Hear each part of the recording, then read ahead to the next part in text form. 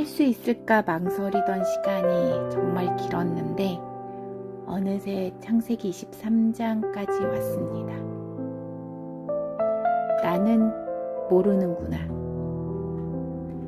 제 마음에 머문 말씀은 23장 2절, 사라를 위하여 슬퍼하며 애통하다가, 사라가 죽었다는데 사라를 모르겠습니다.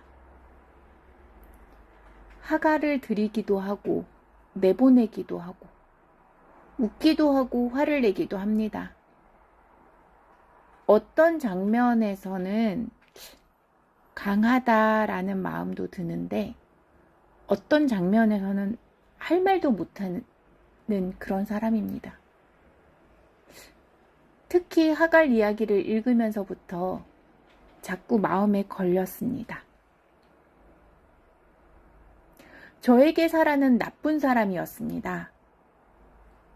그러다가 어느 날은 멍청한 사람이었고 한없이 미련한 사람이었습니다.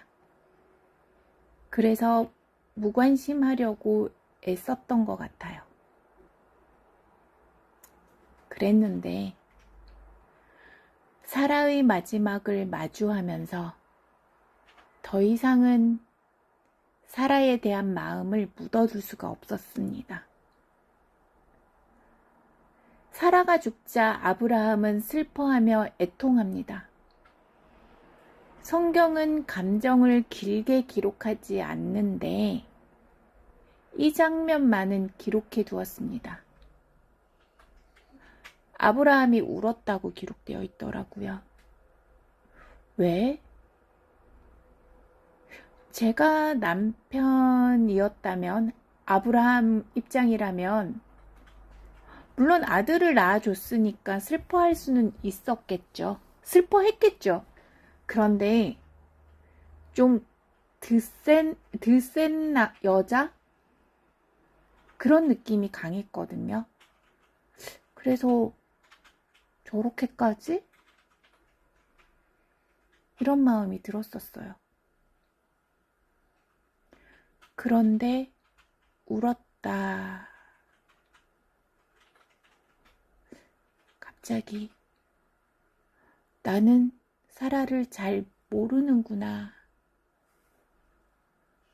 성경에 기록된 몇 장면만으로는 한 사람을 다 알 수 없는 것이겠구나. 그런 마음이 들었습니다. 아브라함은 100년이 넘는 시간을 사라와 함께 살았어요. 저는 고작 몇 장면을 읽었지만 평생을 함께 산 사람이었습니다.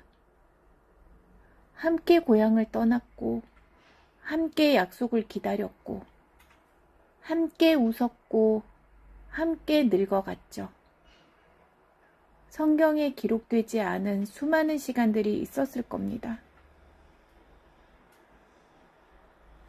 아브라함의 눈물은 저로 하여금 사라를 다시 보게 만들었습니다. 또 궁금한 게 생겼어요. 생각보다 이 장이 길더라고요. 밭을 사고 굴을 사고 값을 흥정하고 사람들 앞에서 확인하고 또 값을 이야기하고 그냥 준다 그러는데 그냥 받으면 되는데 끝까지 값을 치른단 말이죠. 예전에 아브라함 같지 않았어요. 기근이 오면 움직이고 약속이 늦게 이루어지는 것 같으면 잘 안 보이면 다른 방법 찾고 무서우면 거짓말하던 사람이었는데 그런데 지금은 다르더라고요. 서두르지 않습니다. 급하게 챙기려 하지도 않습니다. 이상할 만큼 차분하네요. 약속을 자기가 뭔가 지켜보려고 그러는 것보다 하나님께 맡기고 있는 사람처럼 보였습니다. 그보다 더 마음에 남은 것이 또 있었어요. 사라는 죽었죠. 아브라함은 울고 있습니다. 약속은 완전히 이루어지지도 않았습니다. 그런데 사람들은 아브라함을 향해서 말하고 있습니다. 당신은 우리 가운데 있는 하나님의 지도자입니다. 아브라함은 자기 땅도 없고 약속도 이루어지지 않았는데, 그런데 사람들은 인정하고 있더라고요. 저 사람은 하나님의 사람이라고. 사람들은 이미 보고 있었나 봅니다. 하나님이 그를 어떻게 빚어오셨는지. 변화라는 것은 그런 것일까요? 정작 본인은 모르는데 하나님은 오래전부터 빚어가시고 주변 사람들이 그것을 먼저 알아보는 것. 아브라함은 여전히 울고 있었지만 어쩌면 그 순간이 아브라함도 몰랐던 아브라함의 모습이 드러난 순간이었는지도 모르겠습니다.